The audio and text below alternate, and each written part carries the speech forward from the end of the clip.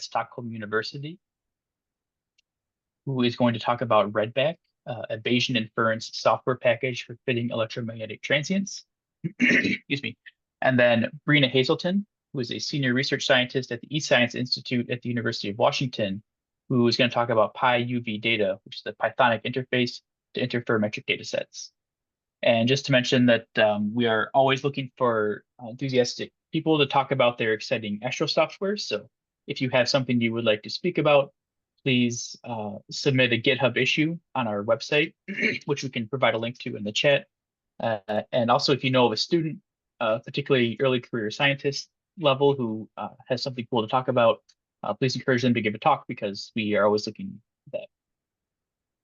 And I think that's everything. So Nikhil, you're sharing your screen. Yes, if you want to go ahead and talk. Oh, sorry. So real quick. So if you have questions during the talk, anyone, please put them in the chat. We'll try to get to one or two maybe after each talk. And then at the end, we'll do a 20 minutes of open discussion where you can ask all your remaining questions that we have time for. And yeah, so each talk is about 20 minutes. And so yeah, Nikhil, take it away. Awesome. So thank you for inviting me to speak here. This is so cool that this is a platform where people can present their software. So I see most people that I'm not familiar with in terms of names, so I'll just give a brief introduction to myself as well. I'm Nikhil. I'm a postdoc, as it was said earlier, at Oscar Klein Center in Stockholm University. And I'm mostly interested in modeling and inference of electromagnetic transient and gravitational wave events. And so that's sort of my background and part of the reason that I started making this package. So yeah, and one thing I will say is that it just says my name, Nikhil Sarin, there, but it's got a plus, and the plus is meant to denote that there were quite a lot of people involved, some of them who have left the field already. And if I were to put all the names of the people, then it'd be a very long list of people. So with that in mind, I'll start by just sort of introducing the motivation for what this package is all about. And really, it's about understanding and modeling transients. And when I say transients, I'm predominantly talking about extragalactic events. But as I've gone on and the software package has sort of matured in the field, people have started looking at it for galactic things as well. And so really the number of sort of transient observations is exploding, and you don't need a plot to really say that, to back that statement up. But there's a plot on the right just showing that, when we started, in 2000s, in the era of wide surveys, we were getting, a few hundred, maybe, transients a year. And now in the era of Rubin, etc., we're expected to get upwards of 100,000 events per year at minimum. In fact, it's probably going to be closer to 1 million of just different transients. And so really the motivation is to try and understand and model these transients and really ask the question, all right, what do the different transients look like physically and empirically? So for example, if you're interested in a supernova, if you change the ejecta that is, ejected from the supernova, how does that affect the light curve? And empirically as well. So for example, if you have a distribution of what type 1a look like because you fit cosmology and do cosmology with it, what happens if one of those empirical parameters is different because of some extra term in your cosmology or in extinction in your host galaxy and various other things? Similarly, the part of the motivation was also to try and understand what does the transient actually look like in a specific survey. So, with wide field surveys and next generation surveys with different wavelengths, with different cadences. So, how often they visit the same patch of the sky, what is a real transient expected to look like? And how does that change as a function of parameters? And how many transients are you expected to detect given your various thresholds for detection?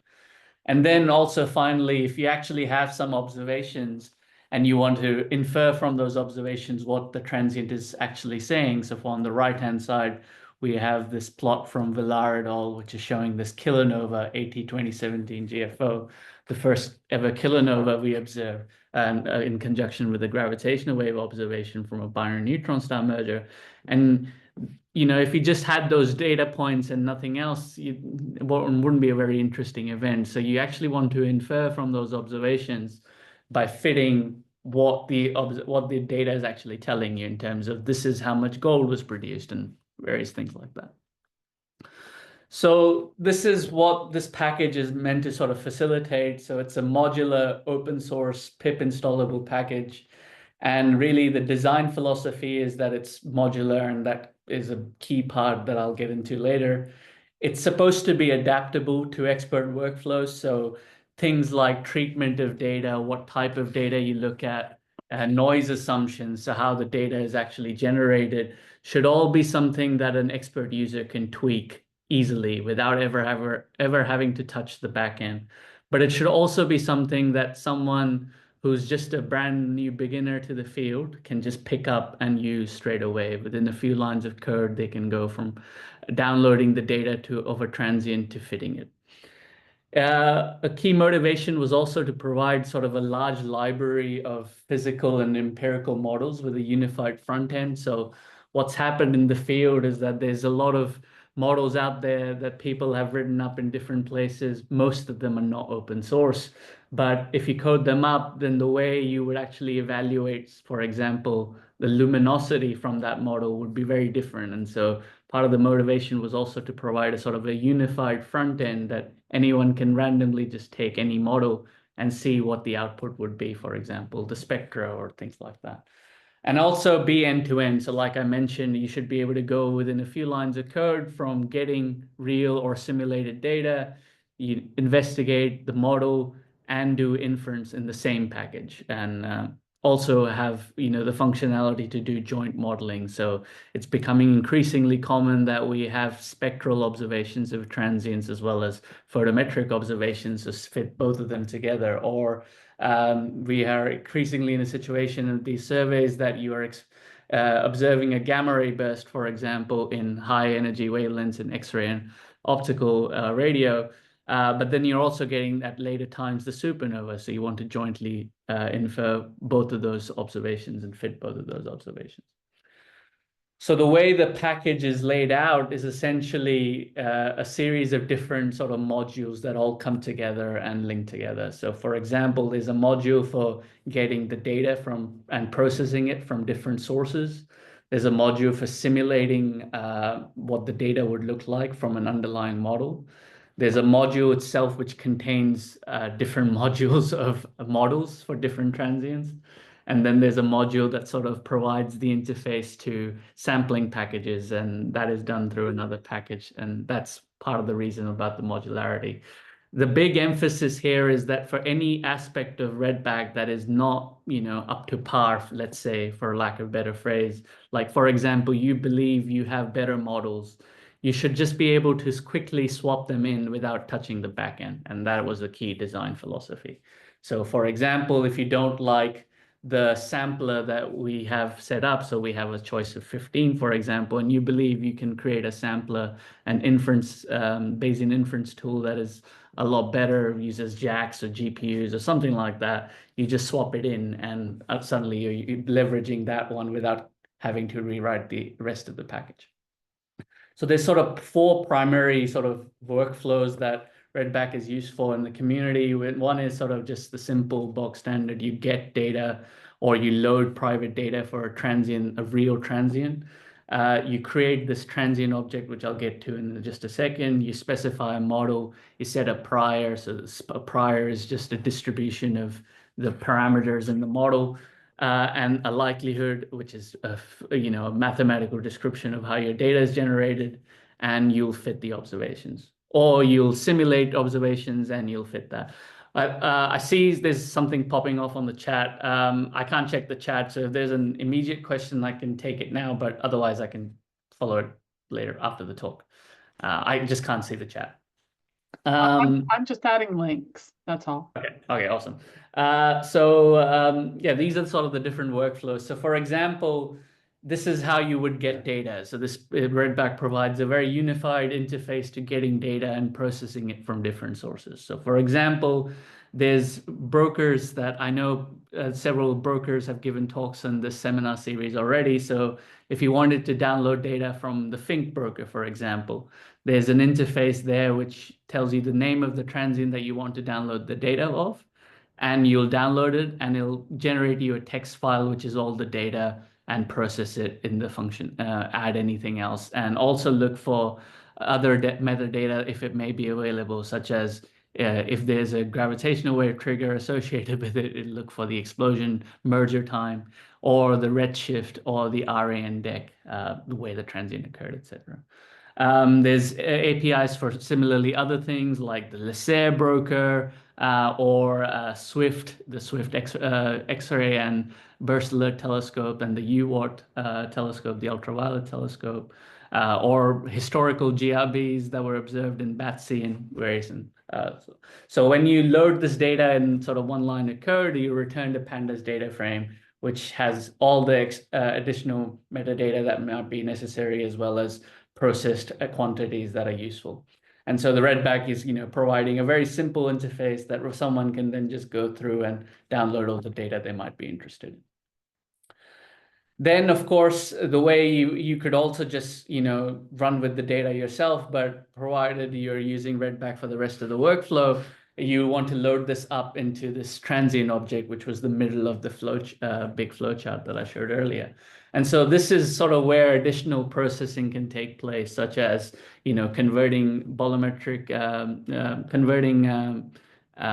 flux data into luminosity, or providing a GP interpolation of the data, or just plotting functionality, or estimating temperatures and radius of a transient based on black body SED and stuff like that. So there's the way it works in REDBACK is that there's sort of six specific transient classes. So these are specifically for a certain type of transient. So for example, if you know that you're looking at a supernova, which is shown by this little snippet on the right here, you would load up the specific supernova that you got from a particular catalog, and you'd set the data mode, which is that you're interested in looking at the flux data mode. Or for example, if you had the afterglow from a private file, you would just populate the relevant quantities in the class, and now you have the afterglow transient object. And so this objects provide extra functionality, such as like I mentioned, in terms of GP interpolation, as well as setting up the stage for specific plots and things like that, as I'll go into later.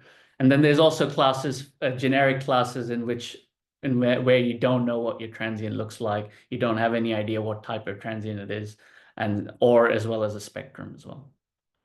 So, for example, if you loaded up a transient object of an afterglow, you could instantly plot the data. So now this is showing, in fact, this is a kilonova where I've looked at the flux density, and now I can just do plot data after this transient class is loaded up, and that'll generate me these sort of plots. And the right-hand side is showing plot multiband. So it's just a clean interface to showing things like that. And these things are modular in the sense of they're matplotlib objects. So things like the axis scale, figure size, etc., all something that can be passed directly to matplotlib and worked out.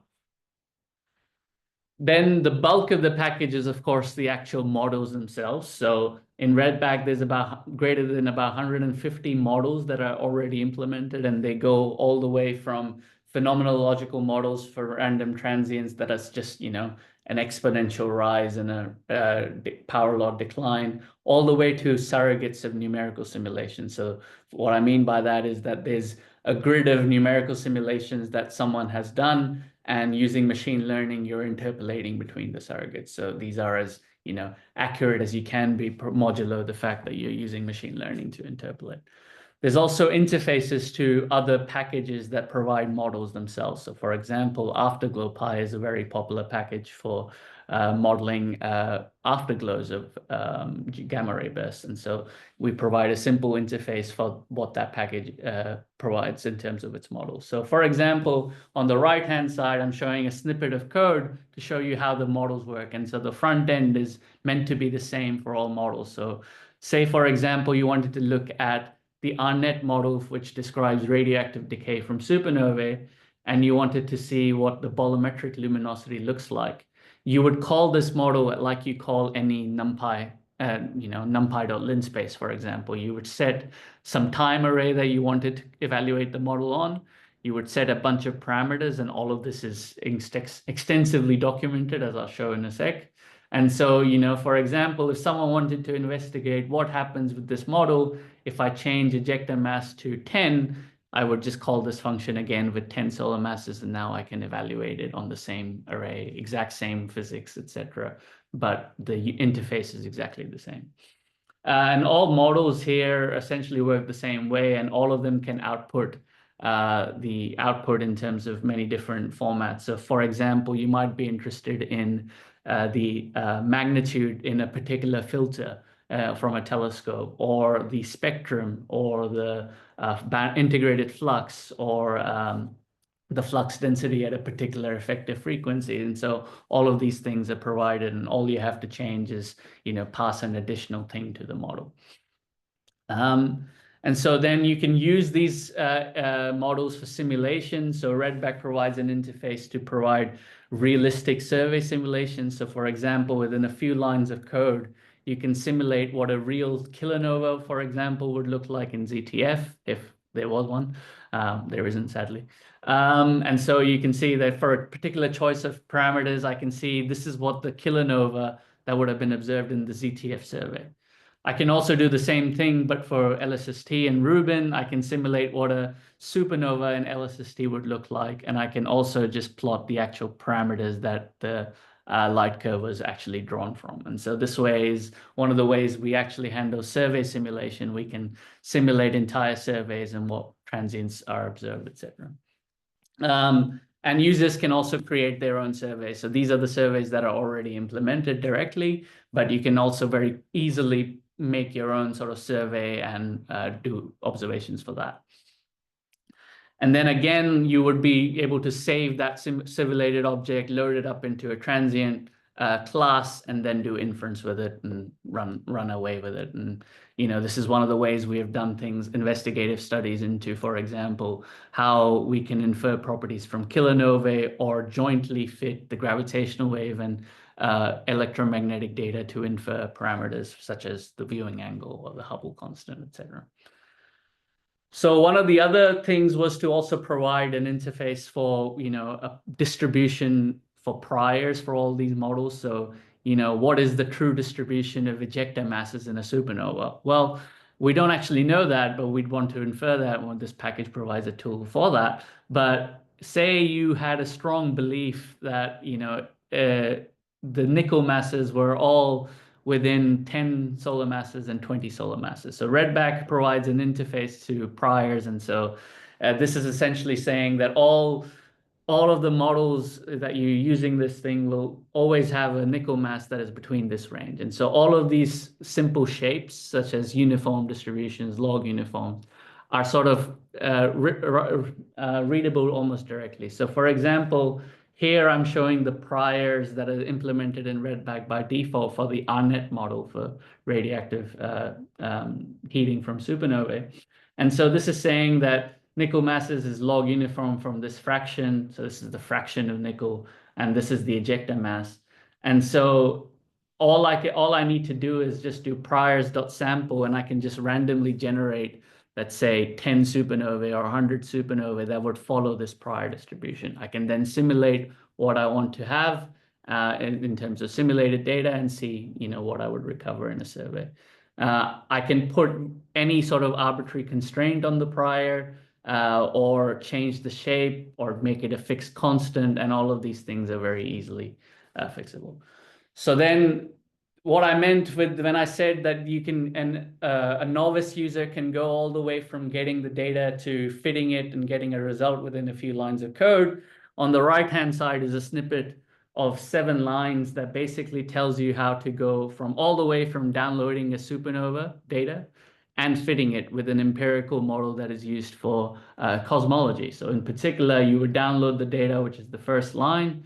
You would load up the transient object, which is the second line. The redshift of the supernova, so you would fix that. And then you would fit it, and you'd get the result at the end, which is basically an object that has got the results stored in, posterior and additional functionality like plotting the fit. And you would do result.plot light curve, and all of a sudden you can see what the result would look like, the fit would look like. And so the key point here is that the modular interface provides a lot of benefits here. So for example, if you didn't want to fit this model, you wanted to fit something else, you would change model equals SN Cosmo models to something like RNet, and then it'll fit with RNet.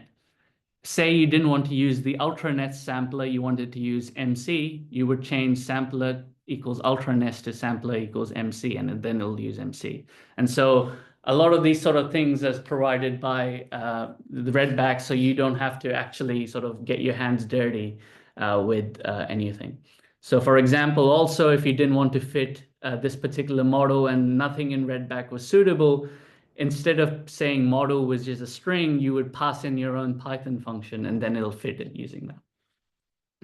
So that's sort of one example. Just another example really quickly, which is showing a fit for a gamma ray burst, and now also sort of showing a different functionality, which is fitting luminosity data as opposed to fitting magnitude data that I showed previously. You would just load up the transient class, get the data from Swift, and from doing all of that, you can then get the result at the end, which is showing you what the fit looks like.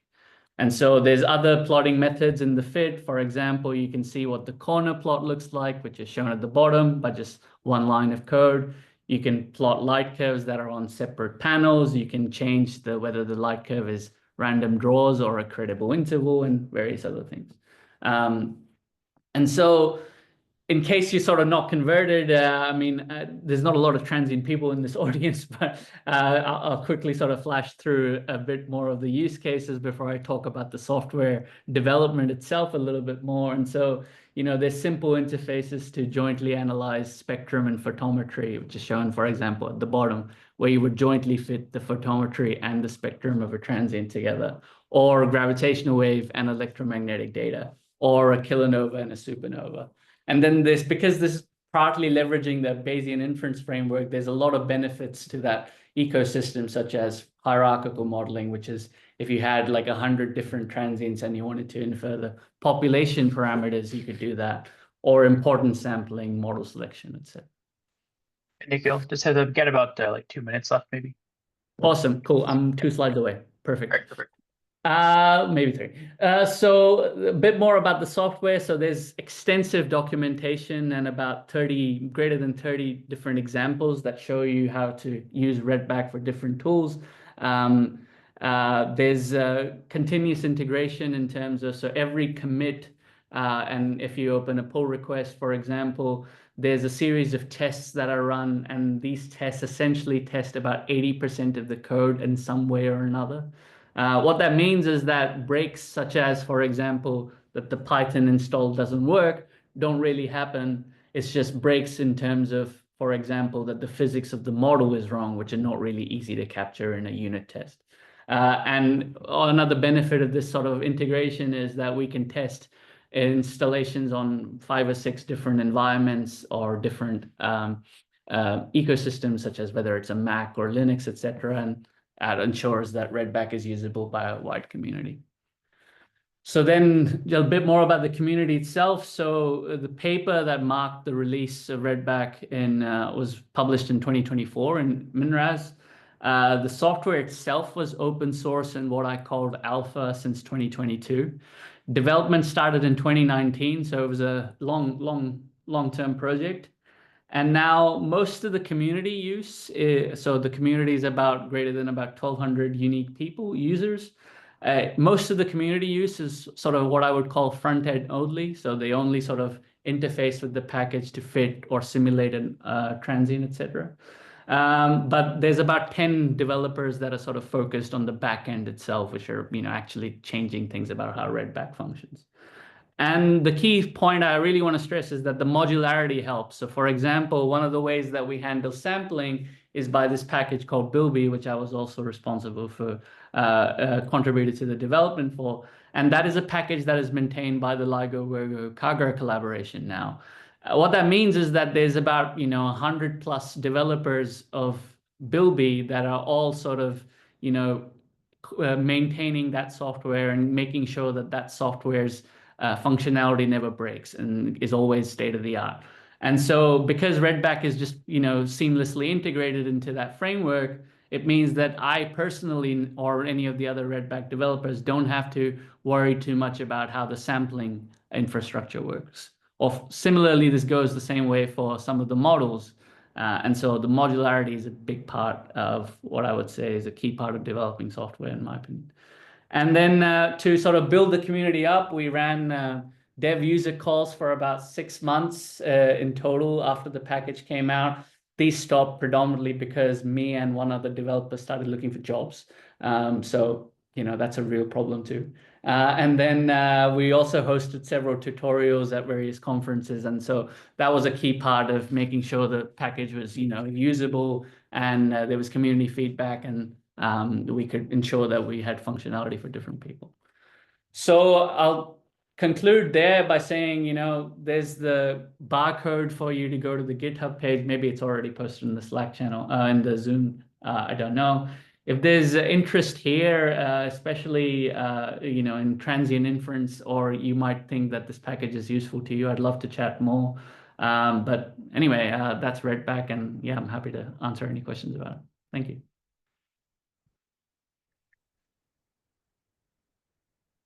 Great. Thank you, Nikhil. That was great. So I know I have some questions, but I think in the interest of time, we should move on to our next speaker and then save questions for the open discussion section at the end, if that's all right with you. Yeah, that's fine with me. Okay, great. So yeah, so next up we have Bryna Hazelton, who is going to talk about pyuvdata. Take it away, Bryna. Hi, thank you. It's Bryna. Bryna, sorry. Well, that's okay. Let me just get my sharing set up here properly. Sorry, 1 second.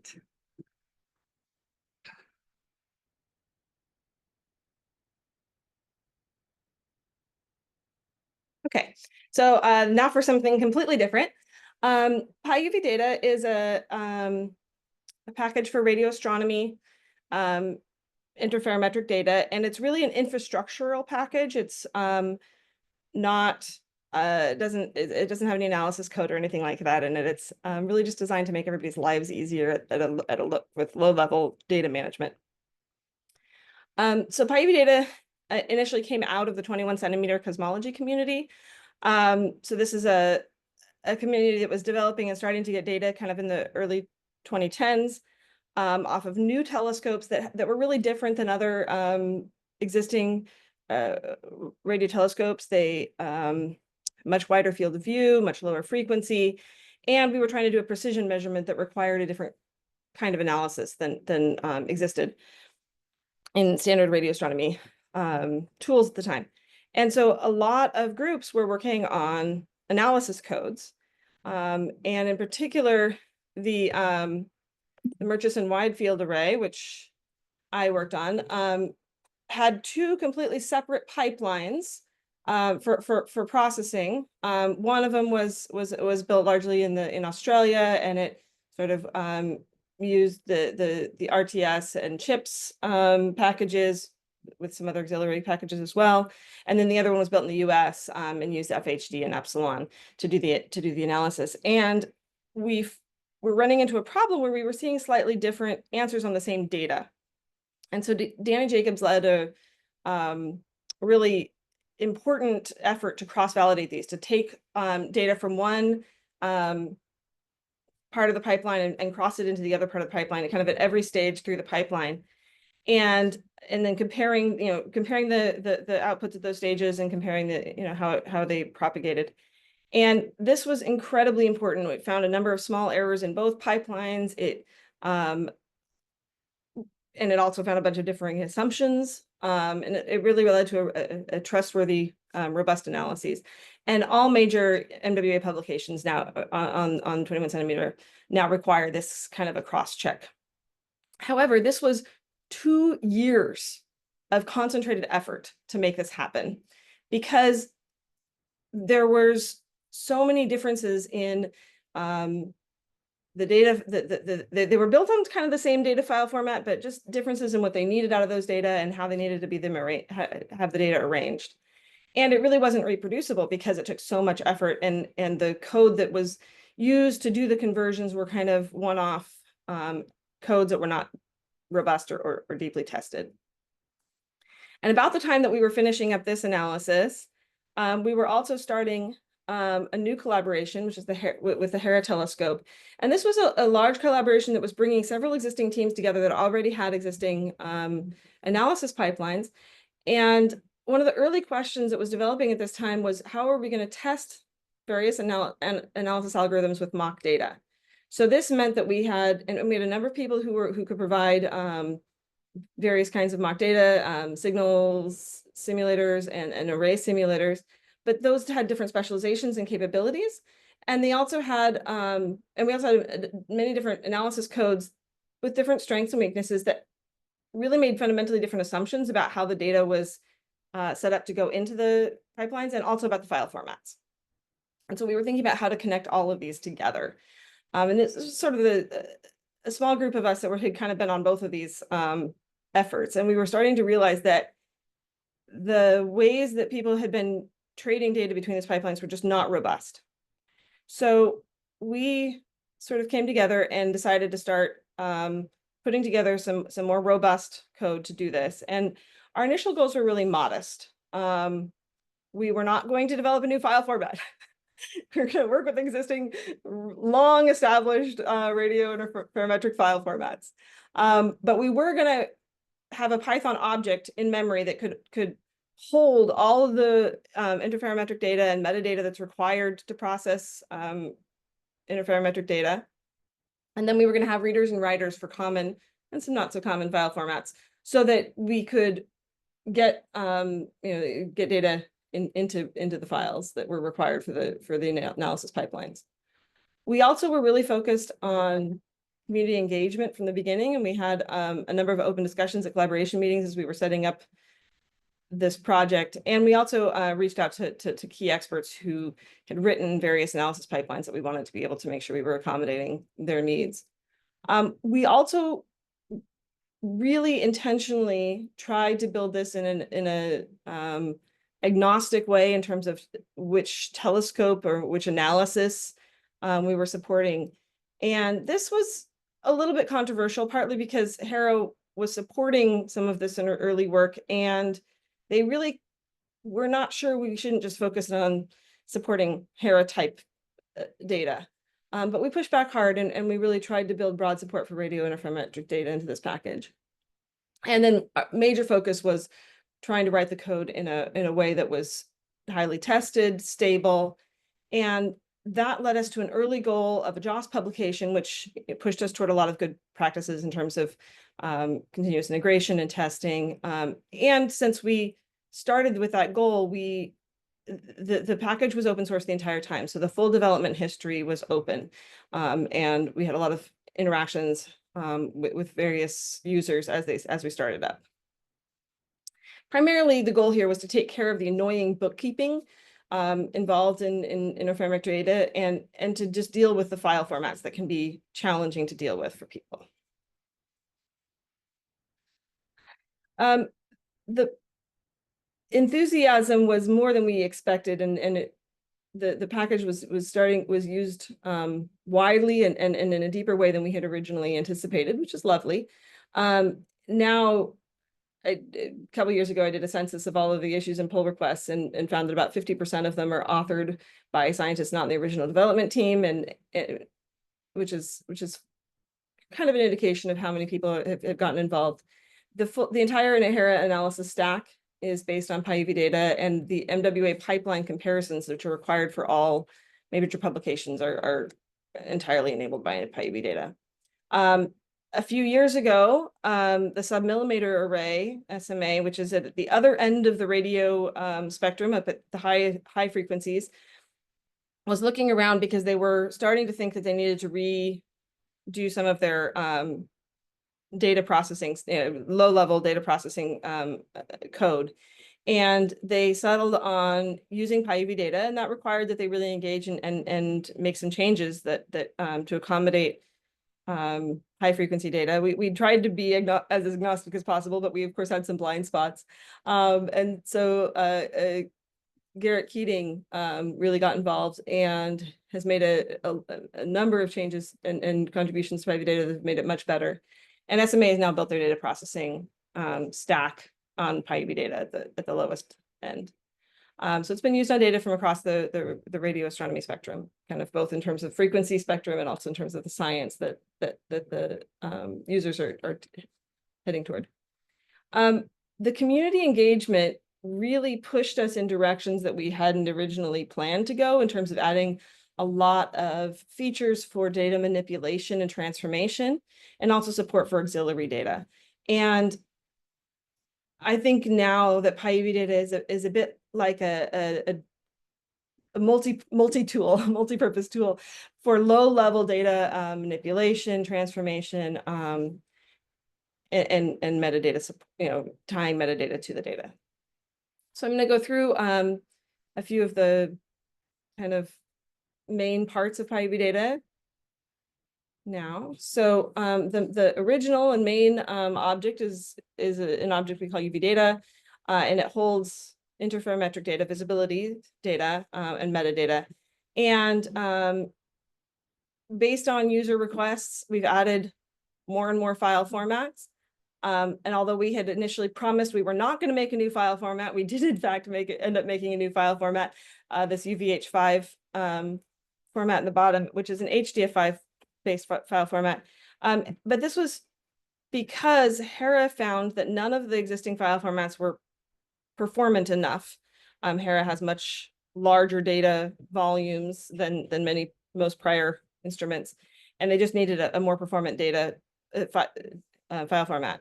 And they were starting to make noises about going off and developing a file format, and we convinced them to work with us so that we could make it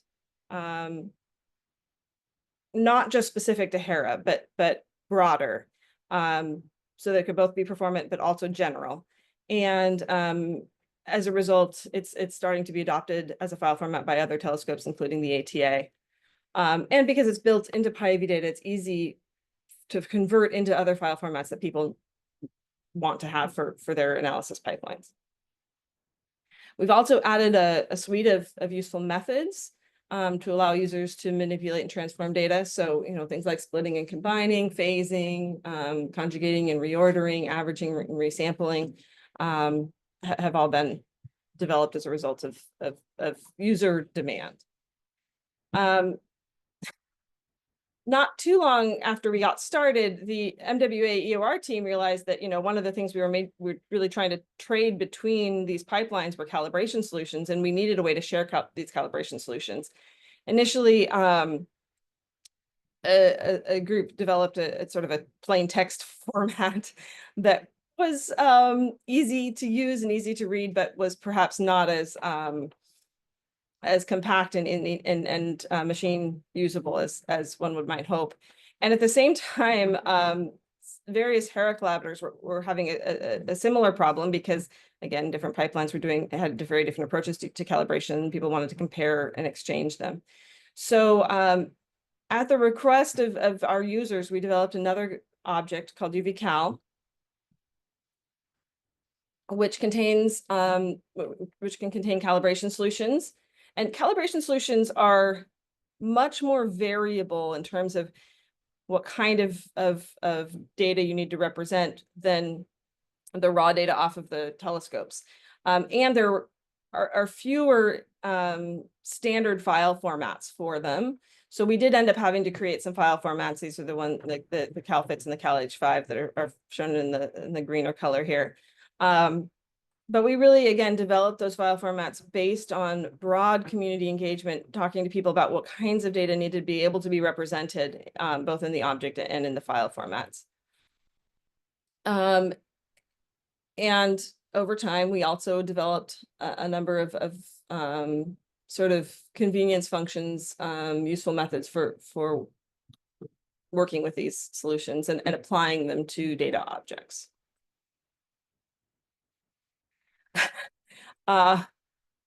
This is a lesson in, if you make everybody's life easier, they will just keep asking for more. Shortly after this point, the Hera collaboration realized that they had these antenna beam simulations that you need to use when you're simulating data. And they came to us and asked us if we could make them something similar to UV data, but for beam models. And it was initially daunting, but as we started talking to the community and talking to other groups in the MWA and in with other telescopes, we realized that this was broadly useful, and that there were some sort of standard things we needed to represent. And so again, we went off and had a lot of community conversations, and we came up with UV beam,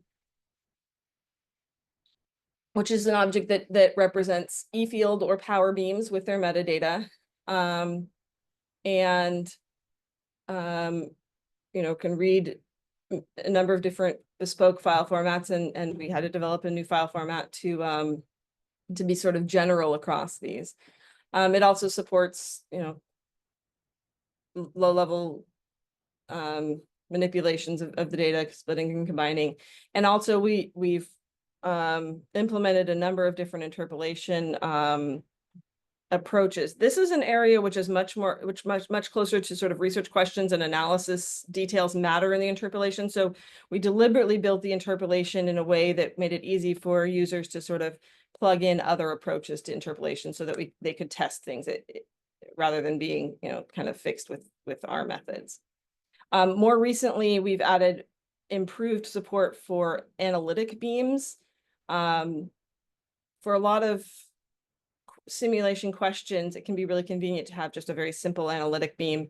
And so we've built in a number and really extended what was widely available for analytic beam work. And we built an interface that makes it so that people can call UV beams and analytic beams in exactly the same, with exactly the same interface, which makes it easier for users. Finally, there's a number of different stages along a processing pipeline where people develop flags or metrics of the data. And these it's annoying to have to reattach these to the data just to pass them around, because there's a lot of, for one data set, you might have 5 or 6 different flag sets. And so again, this was very organic from graduate students, primarily working with Hera, but also with other groups. We developed an object called UV flag, which is pretty simple, but it just carries flags or metrics and the metadata required to reattach them to data.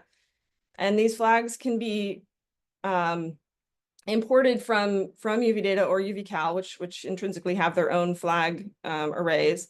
But then they can be manipulated and combined with other flags more easily in this UV flag object, and then reapplied to those objects as needed.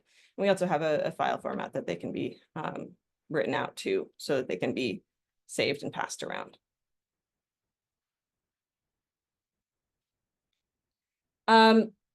We have a real focus on reproducibility. This is a major issue in our analysis pipelines. And so in order to ensure that we could be really confident in the processing that led to the final analyses, we built this into pyuvdata from the beginning. So thorough human-friendly documentation on read the docs, robust testing, including unit testing, but also a number of external loopback testings through various radio astronomy software analysis packages.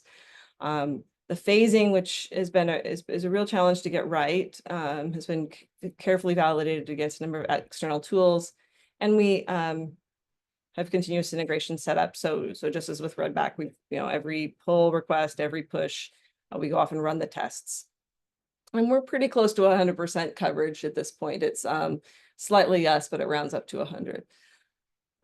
We also really focus on getting the full version info of the package into all output files. This is something we've learned in our analysis packages is really important in terms of being able to understand exactly what code was run on the data. So we ensure that that's always written to any output file in a place where it can be recovered. And we have a robust code review process through pull requests.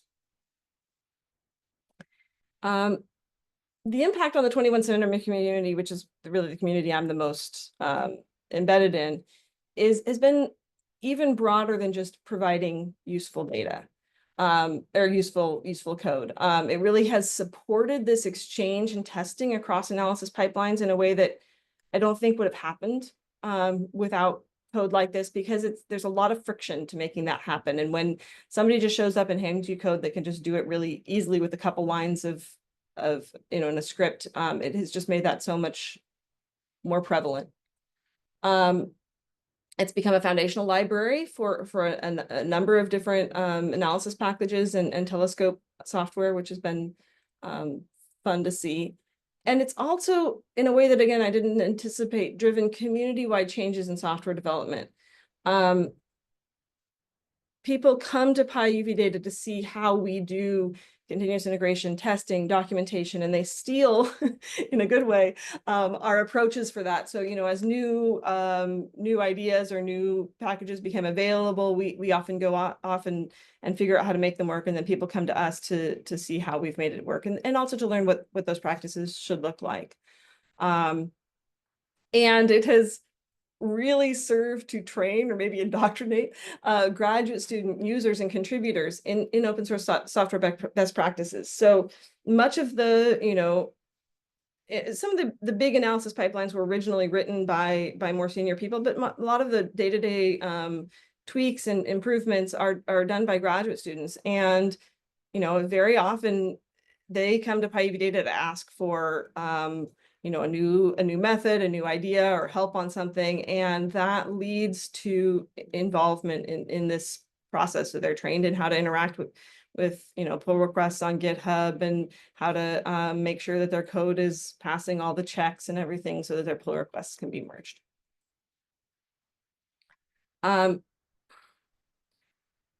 In the process of trying to ensure that our package was really telescope agnostic, we pulled it out of the HERA GitHub org, and we created a new organization, the Radio Astronomy Software Group, on GitHub, where we have developed now a number of community-built packages of broad use in radio astronomy software, trying not to be telescope or analysis specific.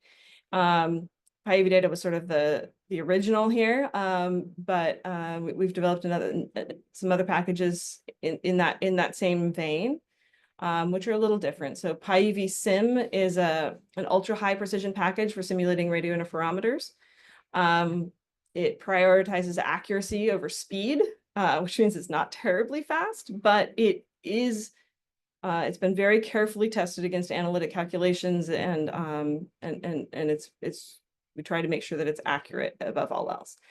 And because it is accurate in that way, it serves as a reference for other faster simulators that make some assumptions. They can check what that effect of those assumptions are by comparing to pyuvsim. And pyuradiosky is a newer package, which is very analogous to pyuvdata, but rather than focusing on the data, it's focusing on providing a nice interface for astrophysical radio sources. And primarily here, the main user group is visibility simulators, which use pyuradiosky to combine different radio catalogs together and properly model what their spectral behavior is. And then it also has full polarization support.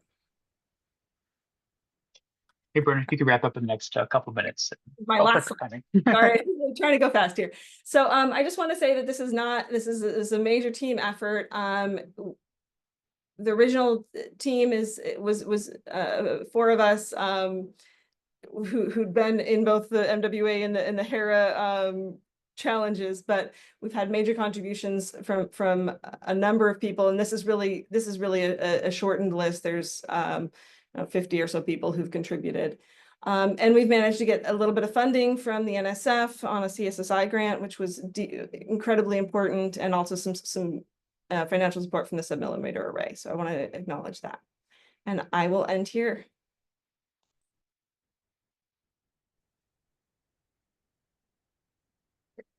Thank you for a great talk.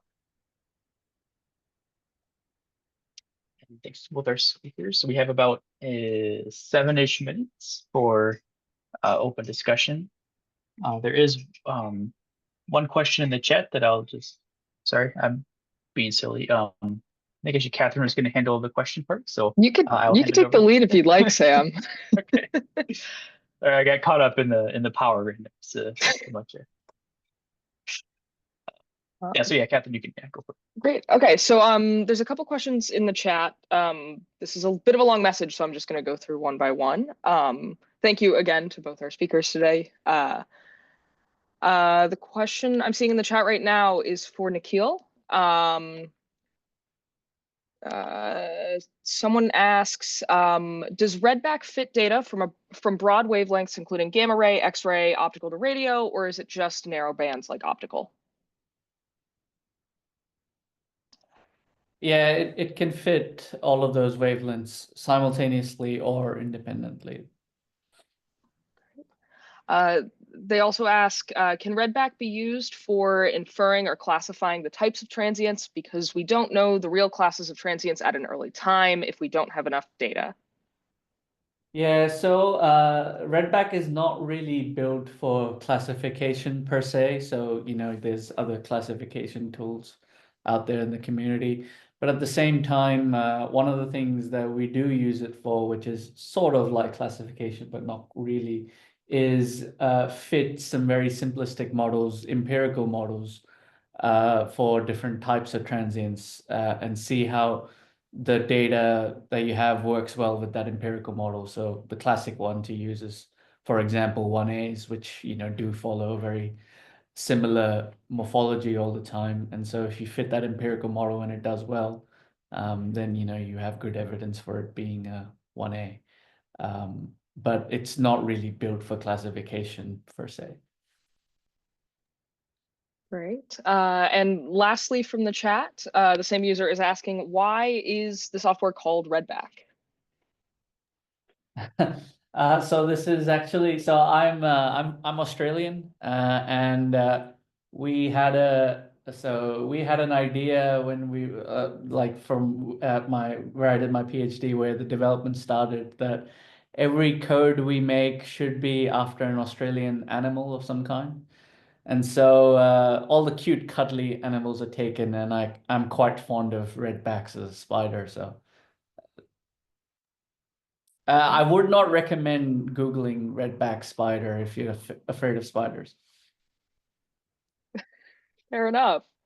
That was all I saw in the chat. I don't know if anyone wants to raise their hand or unmute to ask any other questions of our speakers today. Sam, I think you said you had a couple questions.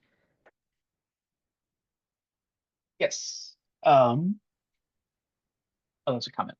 I had a question for Bryna. You mentioned that you had quite a few challenges with phasing with MWA and SWA. I was wondering if you could speak a little bit more about what those were and how you overcame them. Yeah, sure. The different, although both pipelines were built on UV fits data, which is a long-standing radio astronomy file format, there's really different assumptions about how the data were phased and chunked up in time and frequency, and also in what aspects of the files metadata were really used within the pipelines. And so we found that they could kind of start with similar files, but if we wanted to take, like so both of them do some simulations in order to calibrate the data. And if we wanted to take those things back into UV fits, it was incredibly difficult to get those UV fits files filled out in a way with all the right metadata to make the other pipeline really understand them.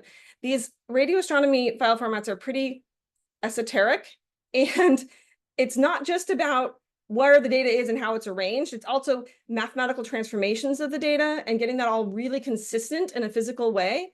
And one of the other file formats that's was used a lot by one of the Hera collaborators is called Myriad, and it just makes fundamentally different assumptions about mathematical arrangements of the data, transformations of the data. And so it's not so simple as just rearranging data on disk. It's actually, you have to really understand the physics of the instrument and the science and understand what people are looking for.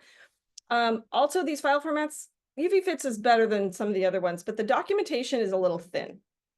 And so you have to look at a bunch of them and try to infer and then go talk to people about what they think it means and to really understand what the real intentionality in the file format is so that you can properly represent that. And some of these things we didn't get right at first. It took us a little while to get all of these things right. But yeah, it was very challenging. We also found that the two different pipelines had swapped their assumption of which polarization was labeled X and Y.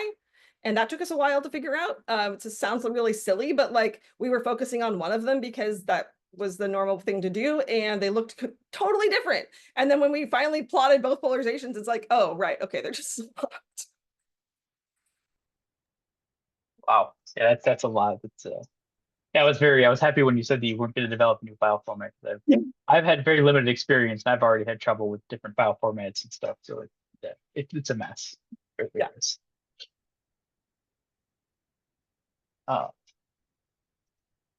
I'll just say that, yeah, so Alice put a comment in the chat. I'll just say out loud for everybody here that Bryna and Nikhil has specified how their software should be cited, and this is important for citation tracking. And both these packages have citations tracked by ADS. So it's nice if you could tell people how to cite your work, because otherwise they have to guess, and it's just easier if you. We have another follow-up JOS paper coming soon, just FYI. It's been in review since October. Josh has been a little thin on their site, on their reviewer, unfortunately, but we have another one coming soon for some of the newer developments. Okay, great. I have a question to all of you. Would it help if ADS listed preferred citations for software packages? Like if that were in ADS, the ASCL lists it, the Astrophysics Source Code Library includes preferred citation information when we can find it, but would it be helpful if ADS showed that as well? Yeah? I think so. So I think so, but you know, I would. So, okay, I'm seeing some thumbs up. All right, thanks. Yeah, it's a thumbs up for me. Yeah. Okay, great. Yeah, we're at the top of the hour, so yeah, thank you again to both our speakers. Two great talks. And actually, I'm very ill prepared. I'm not sure what's happening next month, but hopefully there's something. But if not, again, please feel free to encourage your students or yourselves to submit GitHub issues to talk about your great work, because it's a very relaxed forum and you get some exposure, and it's a fun time. So thank you everybody for coming, and